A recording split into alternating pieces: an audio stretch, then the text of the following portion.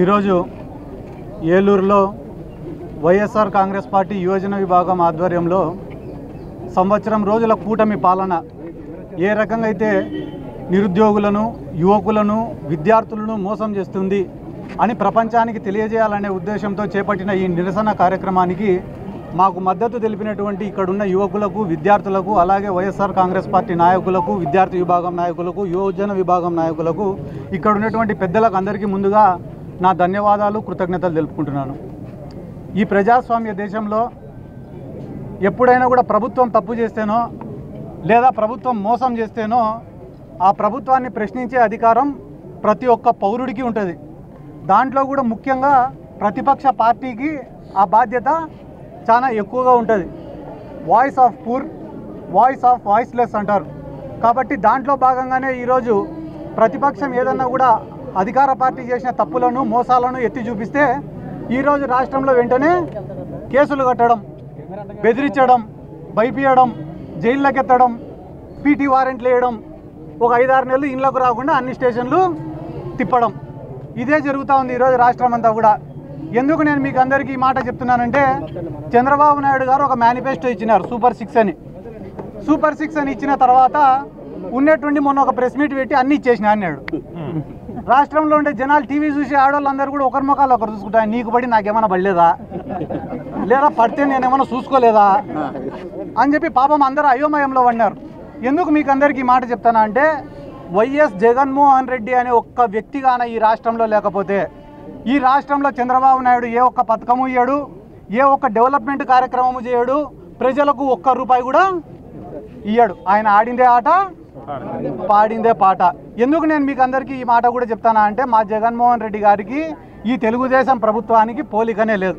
జగన్మోహన్ రెడ్డి లాగా 10 రోజులు పరిపాలించిన ఒకటే, చంద్రబాబు నాయుడు మాదిరిగా 10 టర్ములు పరిపాలించిన ఒకటే. ఎందుకురా అంటే, జగన్మోహన్ రెడ్డి గారు ఎంత ధైర్యంగా నిర్ణయాలు తీసుకున్నారంటే, సచివాలయాలు కట్టాలనుకున్నాడు, కట్టినాడు. ఆర్బీకేలు కట్టాలనుకున్నాడు, కట్టినాడు. హెల్త్ సెంటర్లు కట్టాలనుకున్నాడు, కట్టినాడు. మెడికల్ కాలేజీలు నిర్మించాలనుకున్నాడు, నిర్మించినాడు. 3 లక్షల కోట్లు ప్రజల అకౌంట్లలో వేయాలనుకున్నాడు, వేసినాడు.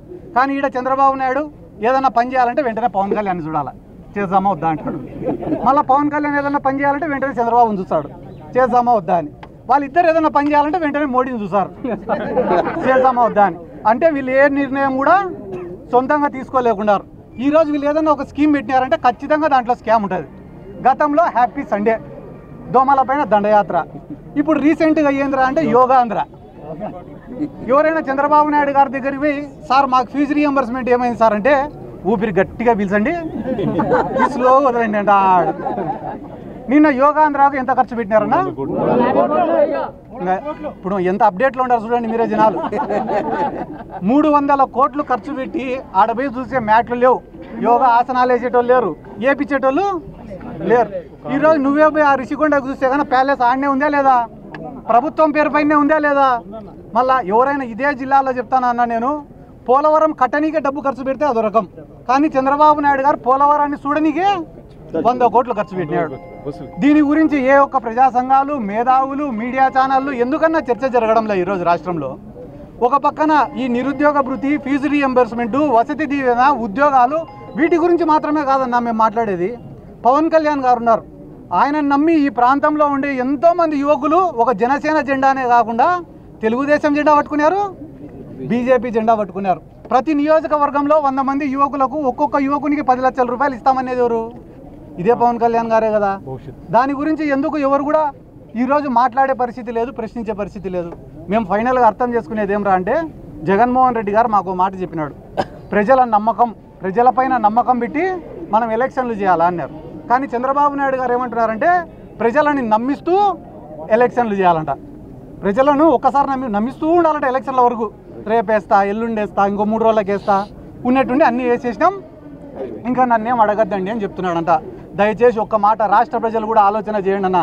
ఈ రాష్ట్రంలో ఎంతో క్రైమ్కు పాల్పడింది, ఫ్యాక్షన్ రాజకీయాలను ఎంకరేజ్ చేసింది, గ్రూప్ రాజకీయాలను ఎంకరేజ్ చేసింది, ఫైనాన్షియల్ క్రైమ్ చేసింది నారా చంద్రబాబు నాయుడు గారు. 2 ఎకరాలతో మొదలైన ఆయన ప్రస్థానం ఈరోజు 2 లక్షల కోట్లకు పడగలెత్తింది. 2 లక్షల కోట్లకు ఆయన ఎదిగిన తర్వాత ఏ పార్టీతో అయినా ఆయన లింకులో ఉంటాడు, కాంగ్రెస్తో అయినా లింకులో ఉంటాడు, బీజేపీతో అయినా లింకులో ఉంటాడు. ఆయన పైన ఎంక్వైరీలు పడకుండా చేసుకుంటాడు. ఆయనకి ఏ ఇబ్బంది రాకుండా చేసుకోవడంలో ఆయన సిద్ధాస్తుడు దిట్ట. కానీ ఆయన జీవితంలో ఒకే ఒక్కడు ఆయన చేసిన తప్పులను ప్రశ్నించినాడు. ఎవర్రా అంటే జగన్మోహన్ రెడ్డి. చంద్రబాబు నాయుడు గారు మీరు చేసింది తప్పు, మీరు చేసినది అవినీతి, మీరు చేసింది దోపిడీ, ఎన్నో హత్యా రాజకీయాలు మీరు చేసినారని చెప్పి ప్రశ్నించి ఆయన పైన స్కిల్ డెవలప్మెంట్ కేసులో ఆయన 52 రోజులు జైల్లో వేస్తే ఏ రకంగా చిత్రీకరించినారు తెలుసా అన్న? ఒక నెల్సన్ మండేలా, ఒక మహాత్మా గాంధీ, ఒక భగత్ సింగ్ని ఎత్తుకవే 50 రోజులు లోపల వేసినట్టు బిల్డప్ బయట.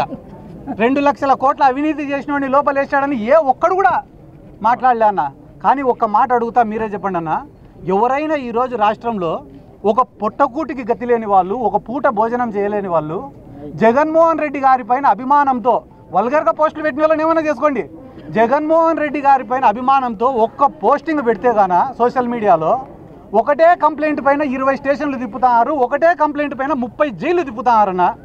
ఒక పొట్టకూటికి గతి లేనివాడు, ఒక అమాయకుడు, కేవలం వైఎస్ఆర్ కుటుంబం పైన అభిమానం ఉంటే చాలు వాళ్ళని ఎత్తుకవి జైల్లో పెడతారే.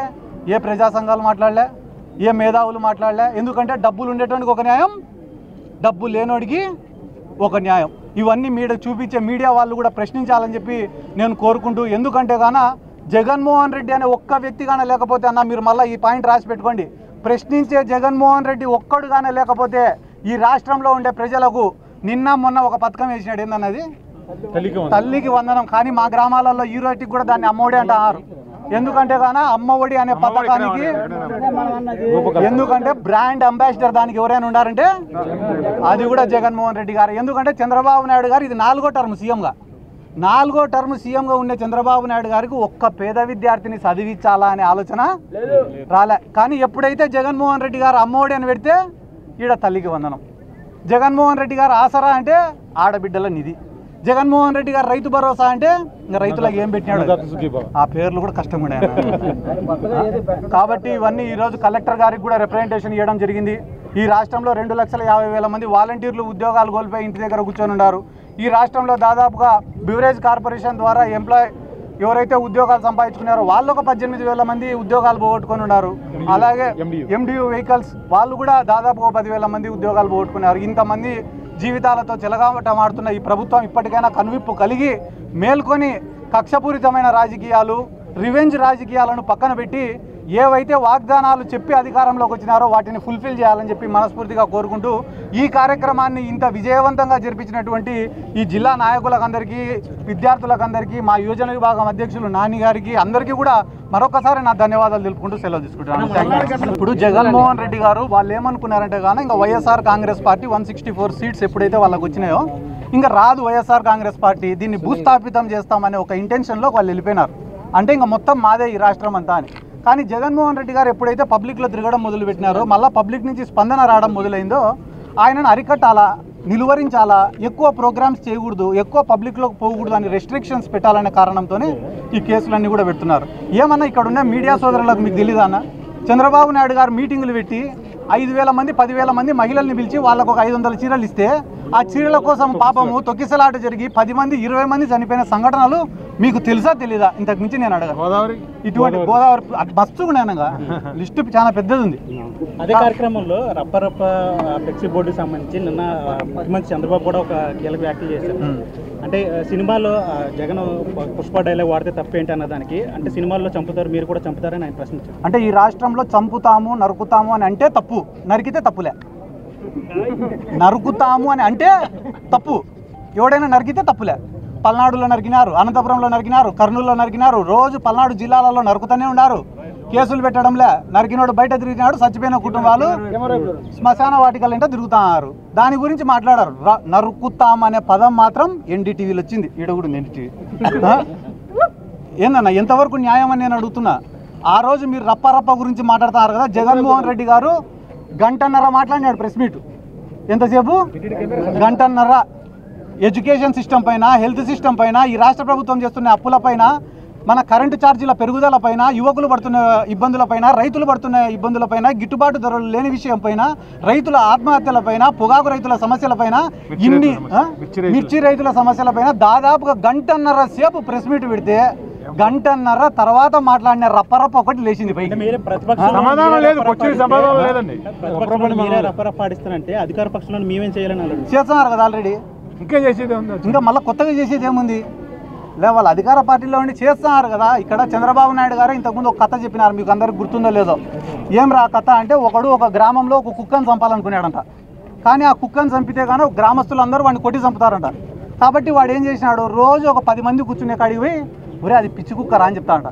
మళ్ళీ ఇంకో గుంపు కాడికి పోతాడంట, ఒరే ఆ కుక్క నిన్ననే ఒక ముసలోని గరిచిద్రా అని చెప్తాడంట.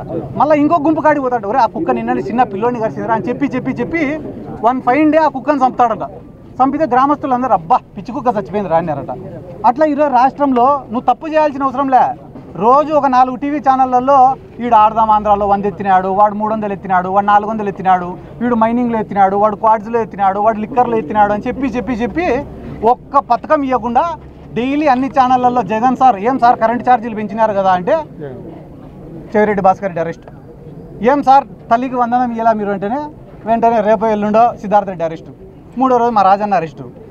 అనగా అరెస్టులను చూపించుకుంటా వీళ్ళు రాక్షసులు అని చెప్పుకుంటా ఈ రాష్ట్ర ప్రజలకు మొత్తం సున్నం పెట్టే ఆలోచనలో వీళ్ళు ఉన్నారు. మీ పార్టీ కీలక నేత కొడాలి నాని అరెస్ట్ గురించి ప్రచారం జరుగుతుంది, ఆయన ఆరోగ్య పరిస్థితి బాగాలేదంటున్నారు. అసలు ఆయన ఎక్కడ ఉన్నారు ఇప్పుడు? వైసీపీ నాయకులంతా కొలంబో వెళ్తారని చెప్పి టీడీపీ ప్రచారం జరుగుతుంది. నిజంగా మీరంతా కొలంబో వెళ్తున్నారా? నా పాస్పోర్ట్ కూడా పోలీసు వాళ్ళ కాడనే ఉంది, నేనే కొలంబో పోతా. నా పాస్పోర్ట్ కూడా పోలీసు వాళ్ళ కాడనే ఉంది. ఇంపాసిబుల్, నేను పోవాలనుకుంటే పోలేను.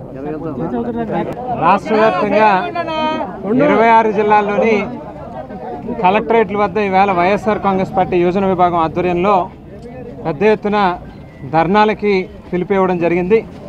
ఏదైతే చంద్రబాబు నాయుడు గారికి పరిపాటిగా గతం నుంచి కూడా ఎన్నికలకు ముందు వాగ్దానాలు ఇస్తాడు, ఎన్నికలు అయిపోయిన తర్వాత ఆ వాగ్దానాలు పూర్తిగా ప్రజలకి గాలి కొదిలేసేటటువంటి కార్యక్రమం చేస్తుంటాడు. అందులో భాగంగానే గతంలో మనం చూస్తే 2014 ఎన్నికల్లో కూడా యువతకి సంబంధించి పెద్ద ఎత్తున ఆవేళ వాగ్దానాలు ఇవ్వడం జరిగింది. ఇంటికో ఉద్యోగం ఇస్తా అన్నారు, ఇవ్వలేని పక్షంలో నిరుద్యోగ భృతి 2000 రూపాయలు ఇస్తామని చెప్పడం జరిగింది. 5 ఏళ్ళు గడిచిపోయింది, ఎక్కడా కూడా ఆవేళ 2014 నుంచి 19 వరకు కూడా ఏ ఒక్క యువతకి కొత్తగా ఒక ఉద్యోగం ఇవ్వలేదు. సరికదా ఉన్నటువంటి ఉద్యోగాలు కూడా ఆవేళ ఎగరగొట్టి కేవలం లోకేష్కి కనీసం పప్పు అని చెప్పి పిలుస్తూ అతనికి ఏదైతే కనీస జ్ఞానం లేనటువంటి వ్యక్తికి ఆవేళ మంత్రి పదవి ఇచ్చి కొత్తగా అతను ఒక్కడికే ఉద్యోగం ఇచ్చారు 2019లో. 5 ఏళ్ళు గడిచిపోయినప్పటికీ కూడా ఎక్కడా నిరుద్యోగ భృతి ₹1 కూడా ఇచ్చినటువంటి పరిస్థితి లేదు. ఈవేళ తిరిగి మళ్ళీ అదే రకమైనటువంటి పరిస్థితులు కనిపిస్తూ ఉన్నాయి. 2024 ఎన్నికల్లో ఏదైతే ప్రధానంగా వాగ్దానాలు ఇచ్చారో సూపర్ 6 పేరిట అందులో ఒకనొక ప్రధానమైనటువంటి వాగ్దానం యువతకి సంబంధించి ఇంటికో ఉద్యోగం ఇస్తామని, లేనటువంటి పక్షంలో 3000 రూపాయలు నిరుద్యోగ భృతి ఇస్తామని.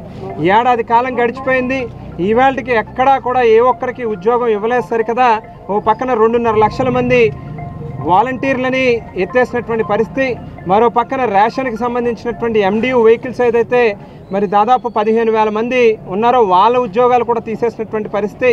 ఈ రకంగా గవర్నమెంట్లో పనిచేసేటటువంటి ఉద్యోగస్తుల్ని పీకేయడమే కాకుండా మరో పక్కన ప్రైవేట్ రంగంలో కూడా మనం ఒకసారి గమనిస్తే రాష్ట్రంలో ఉన్నటువంటి లా అండ్ ఆర్డర్ పరిస్థితి రీత్యా ఒక గ్రామీణ ప్రాంతం నుంచి మొదలుపెట్టి రాష్ట్ర స్థాయి వరకు వైఎస్ఆర్ కాంగ్రెస్ పార్టీ శ్రేణుల్ని ఇబ్బందులు పెట్టడం కోసం ఏ రకంగా కేసులు పెట్టాలి, ఆస్తి నష్టాలు కలిగించాలి, భౌతికంగా దాడులు చేయాలి అనేటువంటి వీళ్ళ తాలూకా ఆలోచనతో ఎక్కడా కూడా కొత్తగా ఒక్క ఇండస్ట్రియలిస్ట్ కానీ ఒక ఇన్వెస్టర్ కానీ ఇక్కడికి వచ్చి కొత్తగా ఒకటి కూడా స్థాపిద్దాం అనేటువంటి ఆలోచన చేయట్లే. కేవలం లా అండ్ ఆర్డర్ పరిస్థితికి భయపడి వెనక్కి వెళ్ళిపోతా ఉన్నటువంటి పరిస్థితి ఉంది. మరో పక్కన ఉపాధికి సంబంధించినటువంటి ఏదైతే పూర్వం నుంచి నడుస్తూ ఉన్నటువంటి స్కీమ్స్ MSME కానీ మరొకటి కానీ ఇన్సెంటివ్స్ ఇవ్వాల్సినటువంటి అవసరం కానీ అవేవి కూడా ప్రోత్సాహకాలు ఇవ్వకుండా పూర్తిగా యువతని మోసం చేస్తూ ఉన్నటువంటి పరిస్థితుల్లో ఇవాళ 1,60,00,000 ఇల్లులు ఏదైతే ఈ రాష్ట్రంలో ఉన్నాయో ప్రతి ఇంటికి ఉద్యోగం ఇస్తా అన్నారు, ఇవ్వలేకపోయారు. కాబట్టి 1,60,00,000 ఇళ్ళకి నెలకి 3,000 రూపాయలు చొప్పున గడిచినటువంటి 12 నెలల కాలంలోని మనం పూర్తిగా లెక్క చూస్తే 57,000 కోట్ల రూపాయలు గడిచినటువంటి సంవత్సరం కాలంలో ఇవాళ నారా చంద్రబాబు నాయుడు గారు ఈ కూటమి ప్రభుత్వం యువతకి బాకీ పడ్డారనేటువంటి విషయాన్ని ఈ సందర్భంగా గుర్తు చేస్తూ ఉన్నాం. తక్షణమే వీటిని కనుక విడుదల చేయనటువంటి పక్షంలో రానున్నటువంటి రోజుల్లో ఇవాళ చూశారు ఏలూరు నగరంలో జగన్మోహన్ రెడ్డి గారు రాకుండానే కేవలం ఆయన తాలూకా జెండాని చూపిస్తే ఇవాళ ఏ స్థాయిలో ఇవాళ యువకులు ఈ కార్యక్రమంలో పార్టిసిపేట్ చేశారనేటువంటిది కేవలం ఏలూరులో మాత్రమే కాదు, రాష్ట్రంలో ఉన్నటువంటి 26 జిల్లాల్లోని కూడా అన్ని కలెక్టరేట్ల వద్ద ఇదే రకమైనటువంటి స్థాయిలో యువత పాల్గొన్నారు. చాలా పెద్ద ఎత్తున ఈ కార్యక్రమంలో భాగస్వాములు అవ్వడం జరిగింది. డెఫినెట్గా రానున్నటువంటి రోజుల్లో కనుక మీరు ఇచ్చినటువంటి వాగ్దానాన్ని నెరవేర్చినటువంటి పక్షంలో మిమ్మల్ని ప్రజలు దోషుల కింద మరి ప్రజల ముందే నుంచోబెట్టేటటువంటి కార్యక్రమం కూడా జరుగుతుందని చెప్పి ఈ సందర్భంగా తెలియజేస్తూ మరి ఈ కార్యక్రమానికి మరి పూర్తిగా ప్రోత్సాహం అందించినటువంటి స్థానిక వైఎస్ఆర్ కాంగ్రెస్ పార్టీ నాయకులకి, సమన్వయకర్తలకి, జిల్లా అధ్యక్షుల వారికి అందరికీ కూడా నా యొక్క కృతజ్ఞతలు తెలియజేస్తూ మా వర్కింగ్ ప్రెసిడెంట్ యువజన విభాగానికి బైరెడ్డి సిద్ధార్థ రెడ్డి గారికి కూడా ప్రత్యేకమైన కృతజ్ఞతలు తెలియజేస్తూ ఈ ప్రభుత్వం అన్ని వర్గాల ప్రజల్ని ఇబ్బంది పెడుతుంది. అలానే యువతని ఇటు ఫీజు రియంబర్స్మెంట్ లేక, ఇటు నిరుద్యోగ వృత్తి ఇవ్వకుండా, కాలేజీల్లో ఏదైతే వసతి దీవెన విద్యా దీవెన ఇస్తారో అవి కూడా ఎగనామం పెట్టి పేద ప్రజలు పొట్టగొడుతుంది ఈ ప్రభుత్వం.